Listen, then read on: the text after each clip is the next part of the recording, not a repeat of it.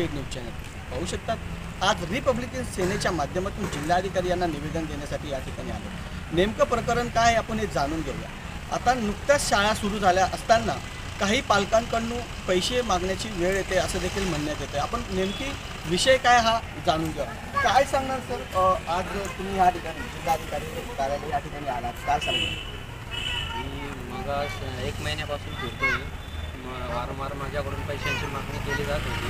मी आपले जिल्हाध्यक्ष पैसाणी साहेबांना भेटलो, त्यांची मदत घेतली, त्यांना घेऊन गेलो. त्यांना देखील त्यांनी तेच सांगितलं, तरी माझ्या मुलाचं ॲडमिशन झालं नाही. मुलाचं ॲडमिशन झालं नाही त्या संदर्भामध्ये जय हिंद हायस्कूलच्या माध्यमातून पैशाची मागणी करतात. हे सगळं आपल्यासोबत रिपब्लिकन पार्टीचे अध्यक्ष धुळे जिल्ह्याचे ते देखील आहे. आपण त्यांना देखील काय करतो. समाधान सर आहेत. सर काय सांगणार, आज तुम्ही या ठिकाणी एक आंदोलन करतो, काय करतो? माझं हेच म्हणणं आहे की दिवसेंदिवस हा जो भ्रष्टाचार वाढतोय ना, त्याला कुठेतरी आढावा बसायला पाहिजे, बंद करण्यात यायला पाहिजे. भारत सरकारचे एवढे मोठे जेर असतात, एवढे मोठे कारवाई झालेले असतात, तरीसुद्धा हे लोक अनलिगल पैसा कसा कमवता येईल हे असाच विषय करत असतात. आज मी जे बघितलं ते खूप चुकीचं आहे. एका जैन हायस्कूलमध्ये मी 1 महिन्यापासून फिरतोय, तर त्या शाळेमध्ये कमीत कमी 20-35 हजार रुपयाची मागणी होते. त्याच्यात कुठल्याही प्रकारची पावती नाही, कुठल्याही प्रकारचा काही विषय नाही. बिनधास्त अनधिकृत पैसा कमवला जातोय, बाकीचा काहीच विषय नाही. माझं एकच म्हणणं आहे की अशा संस्थेवर सरकारने खूप मोठी भूमिका घेऊन यांच्यावरती गुन्हे दाखल करायला पाहिजे, यांच्या संस्थेची मान्यता रद्द करली पाहिजे. सर काय या संदर्भामध्ये तुम्ही शिक्षणाधिकाऱ्याला भेटू शकता, त्यांची तक्रार देखील तुम्ही शिक्षणाधिकाऱ्याकडे केली पाहिजे होती. आणि संस्थेमध्ये असा प्रकार चालू आहे, कारण जिल्ह्यामध्ये अनेक मुलांचं जर ॲडमिशन करायचं असेल तर एकच का तुम्ही शिक्षणाधिकाऱ्याला तसं? हो, बिलकुल केली. मी शिक्षणाधिकारी साहेबांकडे गेलो होतो, बसलो, त्यांना मी तक्रारी अर्जसुद्धा केला.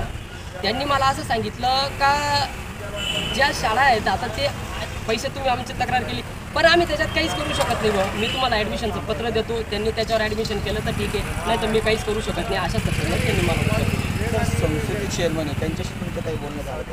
संस्थेचा चेअरमन आपल्याशी काही कुठल्याही प्रकारचं डिस्कशन करत नाही. आपल्याशी ते जे तिथले लोक असतात, प्रिन्सिपल असतात, मोरे साहेब प्रिन्सिपल आहेत, त्याच्यानंतर तो निखिल आहे, हर्षल, हे जे काही लोक आहेत ना की ते त्यांच्यावर सोपलं गेले. ते एकच म्हणतात की आमच्या चेअरमनचे आम्हाला ऑर्डर आहे की ते एकच म्हणतात की ज्याचं पैसे येतील त्याचं ॲडमिशन करा, अन्यथा करू नका. सर काय सांगणार, हे आता मागील वेळामध्ये जे 1ली ते 5वीच्या विद्यार्थ्यांना शिष्यवृत्ती मिळाली, जे शाळेचे जे विद्यार्थी त्यांना शिष्यवृत्ती मिळाली, संस्था असं काम करते असं तुम्हाला वाटतंय का? हा एक प्रश्न आहे. दुसरा असेल, जर ह्या धुळे जिल्ह्यातील मुलं शिकले नाही तर त्यांना न्याय तुमच्याकडून मिळेल तर काय सांगणार?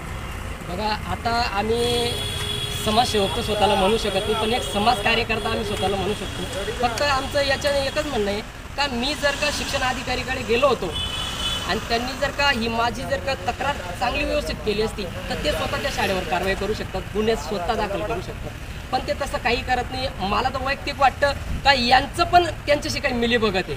20-20 हजारामधून त्यांना बी काही कमिशन भेटत असेल, आज मला असं दिसतं तरी.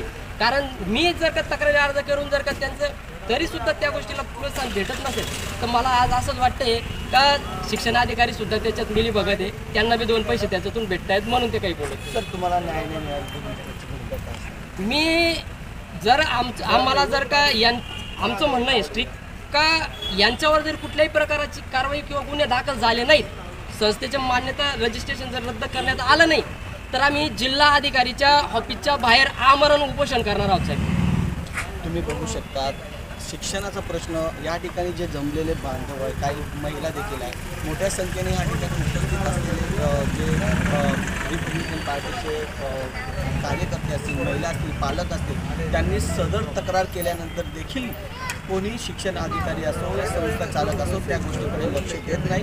ट्रायबल लोकांनी शिक्षण करावं का ना करावं हा प्रश्न, हा मोठा गंभीर प्रश्न धुळे जिल्ह्यामध्ये होत आहे. आणि असा प्रश्न जर होत असेल तर गरिबाच्या मुलांनी शिकावं का हा देखील प्रश्न आहे. या संदर्भासाठी आज समाधान बैसारे हे देखील लढा देत आहे. कॅमेरामॅन निलेश डोलेसह जॉनी पवार, D24 तास पीडी चॅनल. जय हिंद, जय महाराष्ट्र. हायस्कूलची चौकशी जय हिंद हायस्कूलची चौकशी, भ्रष्टाचारी जय हिंद हायस्कूलची संस्थाची चौकशी, जय हिंद शैक्षणिक संस्थेची चौकशी,